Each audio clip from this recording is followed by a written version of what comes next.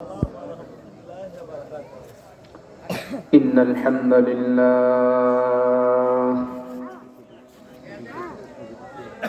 الحمد لله علي الذات عظيم الصفات سميع السمات كبير الشان جليل القدر رفيع الذكر مطاع الأمر جلي البرهان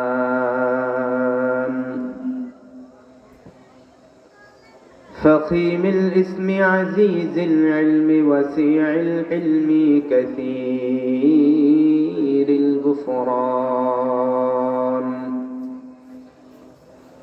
جميل الثناء جزيل العطاء مجيب الدعاء أميم الإحسان سريع الحساب شديد العقاب أليم العذاب عزيز السلطان ونشهد أن لا إله إلا الله وحده لا شريك له لا نزير له ولا وزير له ولا مشير له ولا معين له ونشهد أن سيدنا وسندنا وحبيبنا وحبيب ربنا وطبيبنا وطبيب قلوبنا ومولانا وأولانا محمدا عبده ورسوله الذي أرسله الله تعالى إلى كافة الناس بشيرا ونذيرا أما بعد فأعوذ بالله من الشيطان الرجيم بسم الله الرحمن الرحيم لقد كان لكم في رسول الله أسوة حسنة صدق الله مولانا العظيم وصدق رسوله النبي الكريم ونحن على ذلك لمن الشاهدين والشاكرين والحمد لله رب العالمين وقال ابن عبد الله محمد صلى الله عليه وسلم لا يؤمن أحدكم حتى أكون أحب إليه من والده وولده والناس أجمعين أو كما قال عليه الصلاة والسلام سبحانك لا علم لنا إلا ما علمتنا إنك أنت العليم الحكيم ميدوره مجبوره أي سيد عالم ميدوره مجبوره أي سید عالم دیدار دکھاتے نہیں آواز سنا دو दीदार दिखाते नहीं आवाज सुना दो। ऐ बहर करम सदके हुसैन बिन अली का, ऐ बहर करम सदके हुसैन बिन अली का, प्यासा हूँ मुझे शरबत दीदार पिला दो, प्यासा हो मुझे शरबत दीदार पिला दो। সবাই মোহব্বতের সহিত দুরূদ শরীফ পড়ি। আল্লাহুম্মা সাল্লি আলা মুহাম্মাদিন ওয়া আলা আলি মুহাম্মাদ কামা সাল্লাইতা আলা ইব্রাহিম ওয়া আলা আলি ইব্রাহিম ইন্নাকা হামিদুম মাজিদ। اللهم بارك على محمد وعلى آل محمد كما باركت على إبراهيم وعلى آل إبراهيم إنك حميد مجيد। আল্লাহ সুবহানাহু ওয়া তাআলার অসংখ্য অগণিত শুকরিয়া, যে মহান রব্বুল আলামিন অত্যন্ত দয়া মায়া করে মাগরিবের নামাজ আদায় করার তৌফিক আমাদেরকে দিয়েছেন। মধ্যকরপাড়া বাইতুন নূর জামে মসজিদের উদ্যোগে আয়োজিত আজকের এই তাফসিরুল কুরআন মাহফিলের বাদাল মাগরিব আমাকে আল্লাহ তাআলা কোরআনে কারীমের আয়াত তিলাওয়াত করার, রাসূলুল্লাহর হামদ ও সানা তিলাওয়াত করার, পাঠ করার এবং আপনাদিগকে আল্লাহ তাআলা একটি দ্বীনি মাজমা এবং সামিয়ানার নিচে আসার বসার তৌফিক দিয়েছেন কিছু দ্বীনি কথা শোনার উদ্দেশ্যে। সেজন্য আল্লাহ তাআলার নিকট শুকরিয়া আদান বলি আলহামদুলিল্লাহ। সময় খুবই সংক্ষিপ্ত, আলোচনা দীর্ঘায়ী করব না। আজকে আমার আলোচনার আলোচ্য বিষয় হচ্ছে রাসূলুল্লাহ সাল্লাল্লাহু আলাইহি ওয়াসাল্লামের চরিত্র আদর্শ সম্পর্কে। আল্লাহ রাব্বুল আলামিন কালামে হাকিমের মধ্যে আল্লাহ রাসূল সাল্লাল্লাহু আলাইহি ওয়াসাল্লামের চারিত্রিক সার্টিফিকেট দিয়েছেন। কি ভাই কথা বলেন? চারিত্রিক সার্টিফিকেট দিয়েছেন। রব্বে কারীম কোরআনে কারীমের এক আয়াতের মধ্যে বলেন, ওয়া ইন্নাকা লাআলা খুলুকিন আযীম, ওয়া ইন্নাকা লাআলা খুলুকিন আযীম। আল্লাহ তাআলা রাসূলুল্লাহর আদর্শ সম্পর্কে বলেন, আল্লাহর রাসূলের চরিত্রই সবচেয়ে উত্তম চরিত্র। সুবহানাল্লাহি ওয়া বিহামদিহি। কোন ব্যক্তিকে যদি আল্লাহ তাআলা সার্টিফিকেট দিয়ে দেন, তার আর কোনো সার্টিফিকেটের প্রয়োজন হয় না। আর যেই ব্যক্তির ব্যাপারে রব্বে কারীম সার্টিফিকেট দেন, সত্যায়ন করেন, ওই ব্যক্তির ব্যাপারে কোনো সন্দেহ থাকে না। তো মুহাম্মদুর রাসূলুল্লাহ এরকম নবী, যেই নবীর ব্যাপারে আল্লাহ রাব্বুল আলামিন স্বয়ং নিজেই চারিত্রিক সার্টিফিকেট দিয়েছেন। আল্লাহ বলেন, ওয়া ইন্নাকা লাআলা খুলুকিন আযীম, নিশ্চয়ই আমার রাসূলের আদর্শ, আমার বন্ধুর আদর্শ উত্তম আদর্শ। সুবহানাল্লাহ। আম্মাজান হযরতে আয়েশা রাদিয়াল্লাহু তাআলা, উম্মুল মুমিনিন আম্মাজান আয়েশা রাদিয়াল্লাহু তাআলা আনহার কাছে হুজুর সাল্লাল্লাহু আলাইহি ওয়াসাল্লামের মৃত্যুর কয়েক বছর পর একজন সাহাবী উম্মুল মুমিনিনকে জিজ্ঞাসা করলেন, আম্মাজান আয়েশা, আপনি কি আমাদেরকে বলবেন যে আল্লাহর রাসূলের চরিত্র কেমন ছিল? তো আম্মাজান আয়েশাকে যখন এই প্রশ্ন করলেন, সাহাবা প্রশ্ন করার কাইফিয়ত ছিল এরকম, কাইফা কানা খুলুকুন নবী সাল্লাল্লাহু আলাইহি ওয়াসাল্লাম, আপনি কি রাসূলের চরিত্র সম্পর্কে আমাদেরকে ধারণা দিবেন? তো উত্তরে আম্মাজান আয়েশা বললেন, আচ্ছা তুমি কি আল্লাহ তাআলার প্রেরণকৃত কোরআন তিলাওয়াত করো না? সাহাবা উত্তর করলেন, হ্যাঁ অবশ্যই আমি কোরআন তিলাওয়াত করি। বলে, যদি তুমি কোরআন তিলাওয়াত করে থাকো, তাহলে যেই কোরআন তুমি পড়ো সেই কোরআনই রাসূলুল্লাহর পরিপূর্ণ সার্টিফিকেট।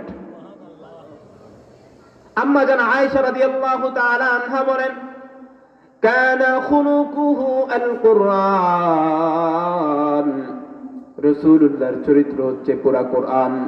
আল্লাহর রাসূলের মাথার চুল থেকে নিয়ে পায়ের নখ পর্যন্ত অল বডি রাসূলুল্লাহর পুরা জিন্দেগীর যা কিছু আছে এই কোরআনের মধ্যে লিপিবদ্ধ করা হয়েছে।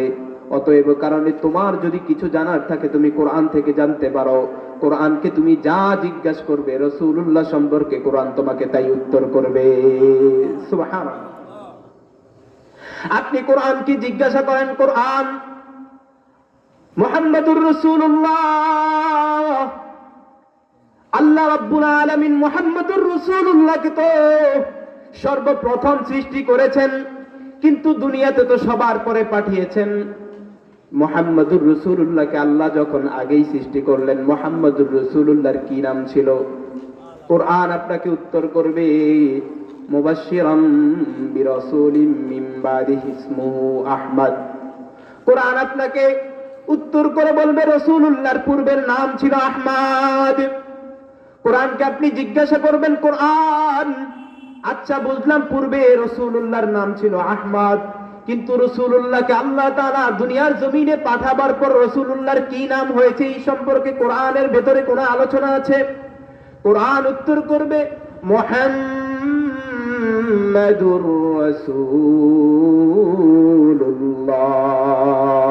সুবহানাল্লাহি ওয়া বিহামদিহি। কোরআনকে আপনি জিজ্ঞাসা করবেন, আচ্ছা বুঝলাম কোরআন, আমি রাসূলুল্লাহর নাম সম্পর্কে তোমার মধ্যে আলোচনা পাইলাম, বুঝে নিলাম রাসূলের নাম সম্পর্কে কোরআনের মধ্যে আলোচনা আছে। আচ্ছা রাসূল যেই শহরে জন্মগ্রহণ করেছে এই শহর সম্পর্কে তুমি আমাকে কিছু বলো। কোরআন আপনাকে উত্তর করবে ওয়াহাদাল বালাদিল আমিন। রাসূল নিরাপদ শহরে জন্মগ্রহণ করেছেন। কোরআনকে আপনি জিজ্ঞাসা করবেন, বুঝলাম রাসূল নিরাপদ শহরে জন্মগ্রহণ করেছেন, তাও পাইলাম। আচ্ছা রাসূলুল্লাহর তো দুইটা চক্ষু ছিল, ওই চক্ষু সম্পর্কে কোরআনে কোনো আলোচনা আছে নাকি? কোরআন আপনাকে উত্তর করবে আলাম নাজআল লাহু আইনাইন। কোরআনকে আপনি জিজ্ঞাসা করবেন, তাও পাইলাম। আচ্ছা রাসূলুল্লাহর চেহারা সম্পর্কে কোনো আলোচনা কোরআনে আছে নাকি? কোরআন আপনাকে বলবে ওয়াদ-দুহা ওয়াল-লাইলি ইযা সাজা। কি প্রশ্ন করবেন আপনি? যাই প্রশ্ন করবেন তাই উত্তর করবে। কোরআনকে আপনি প্রশ্ন করবেন, আচ্ছা কোরআন রাসূলের সিনা সম্পর্কে তোমার ভিতরে কোনো ডিকশনারিতে কোনো অক্ষর বা শব্দ আছে নাকি? কোরআন আপনাকে উত্তর করবে আলাম নাশরাহ লাকা সাদরাকা ওয়া ওয়াদা'না আনকা ওয়িজরাক। কোরআনকে আপনি প্রশ্ন করবেন, কোরআন বুঝলাম রাসূলের সিনা সম্পর্কে আলোচনা এসেছে। আচ্ছা রাসূলুল্লাহর তো হাত ছিল, ডান হাত সম্পর্কে কোরআন কিছু জানে নাকি? কোরআন আপনাকে উত্তর করবে মা রামাইতা ইয রামাইতা ওয়ালাকিন্নাল্লাহ রামা। কোরআনকে আপনি জিজ্ঞাসা করবেন বাম হাত সম্পর্কে, কোরআন আপনাকে উত্তর করবে বললে ইয়াদুল্লাহ ফাওকা আইদিহিম। কোরআনকে আপনি জিজ্ঞাসা করবেন, সব কিছু পাইলাম। আচ্ছা রাসূলুল্লাহ যে বলতেন আমি আল্লাহর নবী, আল্লাহর প্রদত্ত পয়গম্বর, আল্লাহর কাছ থেকে আমার নিকট ওহী আসে, এই কথাগুলা কি রাসূল বানায়া বানায়া বলতেন? এই সম্পর্কে তুমি কিছু জানো নাকি? কোরআন আপনাকে উত্তর করবে ওয়া মা ইয়ানতিকু আনিল হাওয়া। কোরআন বলবে না, আমি কোনো বানোয়াট কথা বলতাম না, রাসূল কোনো বানোয়াট কথা বলতো না, রাসূল কোনো লোকব কথা বলতো না। কোরআনকে আপনি জিজ্ঞাসা করবেন, আচ্ছা কোরআন রাসূল কোনো লোকব কথা বলতো না বুঝতে পারলাম, তাহলে রাসূল কোত্থেকে এই কথাগুলো বলতেন? কোথায় থেকে আমাদেরকে এইগুলা জানাইতেন? আচ্ছা এই সম্পর্কে আমাদের কি কিছু জানাও। কোরআন বলবে ইন হুয়া ইল্লা ওয়াহিয়ুন ইউহা। কোরআন বলবে মুহাম্মাদুর রাসূলুল্লাহ যা বলতেন, যা কিছু বলতেন, যাই আদেশ করতেন, যাই নিষেধ করতেন, সবকিছু আল্লাহর পক্ষ থেকে ওহী আসা ছাড়া আদেশও করতেন না, আবার নিষেধও করতেন না। আল্লাহ প্রদত্ত ওহী ছাড়া মুহাম্মাদুর রাসূলুল্লাহ এক কদমও লড়াইতেন না। কোরআনকে আপনি রাসূলুল্লাহ সম্পর্কে যা জিজ্ঞেস করবেন তাই উত্তর করবে। কোরআনকে যদি জিজ্ঞাসা করেন, কোরআন সবকিছু তোমার মধ্যে পাইলাম, বুঝলাম সব আছে। আচ্ছা রাসূলুল্লাহর তো স্ত্রী ছিল, এই সম্পর্কে কোরআন তুমি কিছু জানো নাকি? কোরআন বলবে অবশ্যই জানি। ইয়া আইয়ুহান নাবিয়্যু কুল্লি আজওয়াজিক কোরআনকে বলবেন আচ্ছা কোরআন রাসূলুল্লাহর স্ত্রী ছিল, মেয়েও তো ছিল, মেয়ে সম্পর্কে আলোচনা আছে। কোরআন বলবে হ্যাঁ অবশ্যই আছে। ইয়া আইয়ুহান নাবিয়্যু কুল লিআজওয়াজিকা ওয়া বানাতিক, যা জিজ্ঞেস করবেন তাই উত্তর করে দিবে। কি জানতে চাইবেন আপনি কোরআনের কাছে, সবকিছু রাসূলুল্লাহ সম্পর্কে কোরআন পাই টু পাই আপনাকে হিসাব করে বলে দিবে। সুবহানাল্লাহি ওয়া বিহামদি। এবার আসেন কোরআনকে জিজ্ঞাসা করবেন, কোরআন সব পাইলাম। রাসূলুল্লাহ শ্বশুর ছিলেন হযরত আবু বকর সিদ্দিক রাদিয়াল্লাহু তাআলা আনহু, রাসূলুল্লাহ শ্বশুর ছিলেন হযরত ওমর ফারুক রাদিয়াল্লাহু তাআলা আনহু। এদের সম্পর্কে কোরআন তোমার ভেতরে কোনো আলোচনা আছে নাকি? কোরআন আপনাকে উত্তর করে বলবে, কি বলবে জানেন? কোরআন বলবে ওয়াল্লাযীনা মাহু, মাহু দ্বারা হযরত আবু বকরের দিকে ইশারা করা হয়েছে। এরপরে কোরআনকে প্রশ্ন করবেন, ওমরের ব্যাপারে কথা হয় নাই, বলবে আশিদ্দাউ আলাল কুফার, হ্যাঁ ওমরের ব্যাপারে কথা হয়েছে। ওমর তো এমন লোক ছিলেন যে কুফুরের ব্যাপারে, কাফেরের ব্যাপারে অনেক বেশি কঠোর ছিলেন।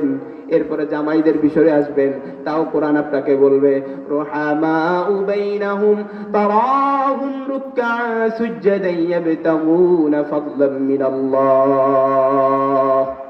যা চাইবেন তাই বলে দিন, আর কি চাইবেন? প্রশ্ন আসতে পারে মুহাম্মদুর রাসূলুল্লাহর একজন পালক পুত্র ছিল, নাম ছিল যায়েদ। কি বলেন? কথা বলেন। এবার আপনি জিজ্ঞাসা করবেন এই পালক পুত্র সম্পর্কে কি কোরআনে কথা এসেছে? হ্যাঁ এসেছে। ফালাম্মা ক্বাদা যায়দুম মিনহা ওয়াতারা, এই পালক পুত্র সম্পর্কে আল্লাহ রাব্বুল আলামিন কোরআনে উল্লেখ করে দিয়েছেন। রাসূলুল্লাহর সব কিছু সম্পর্কে আল্লাহ রাব্বুল আলামিন কোরআনুল কারীমের মধ্যে উল্লেখ করেছেন। এমন কোনো কিছু নাই যা কোরআনের মধ্যে উল্লেখ করা হয় নাই।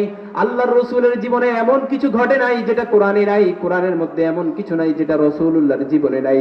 সব কিছু একটা একটার সাথে মুশাবাহাত, সাদৃশ্য সম্পূর্ণ। আল্লাহ তাআলা আল্লাহর রাসূলকে অনেক সম্মান দিয়েছেন। আরেকটু সুন্দর করে বললে বুঝবেন, যখন বাইতুল্লাহ ছিলেন আল্লাহর ঘর, 360টা কাফেররা 360টা মূর্তি ঢুকাইছিল বাইতুল্লাহর ভেতরে। আল্লাহকে ডাকার মতো কেউ ছিল না জাহিলিয়াতের মধ্যে। তখন আল্লাহ রাসূল সাল্লাল্লাহু আলাইহি ওয়াসাল্লাম আল্লাহ তাআলাকে সম্মান জানাইছেন। আল্লাহ বলে আমি রাসূলুল্লাহকে ওই জন্য সম্মান জানাইছি, পৃথিবীতে আমি যত নবী আম্বিয়া পয়গম্বর পাঠাইছি সমস্ত নবী আম্বিয়া পয়গম্বরদের ব্যাপারে আমি নাম ধরে ডেকেছি। ইয়া আদামু উসকুন আতা ওয়া যাওজুকাল জান্নাহ, আদমকেও নাম ধরে ডেকেছি, সব কিছুর মধ্যে আমি নাম ধরে ডেকেছি।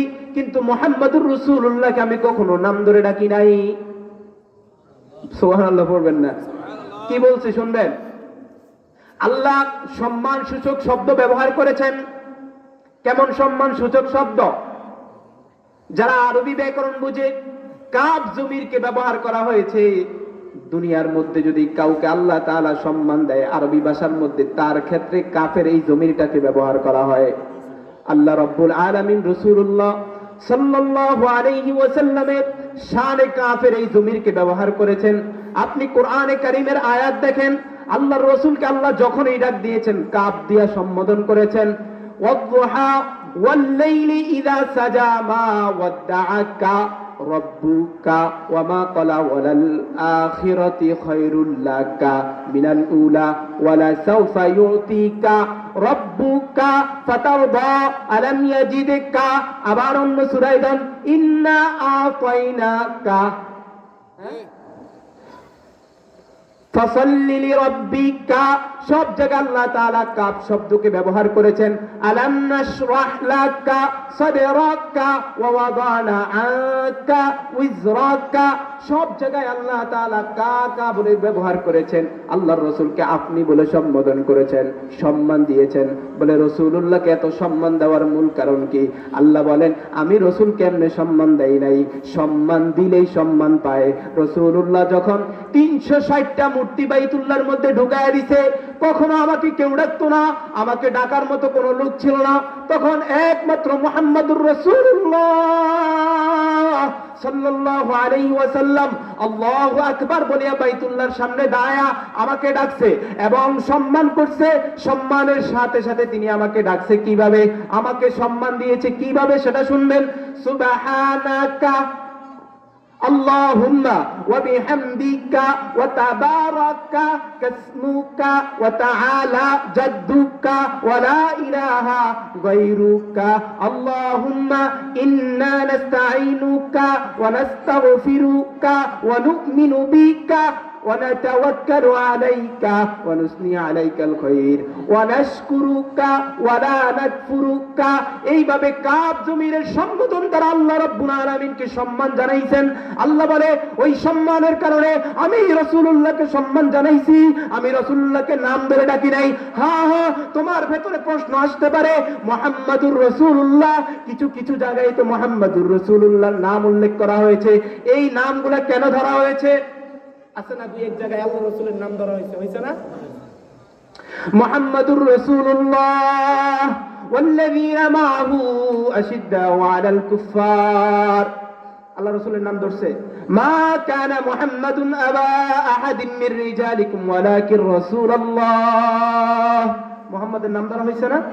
তিন চারটা জায়গায় মুহাম্মাদুর রাসূলুল্লাহর নাম ধরা হয়েছে।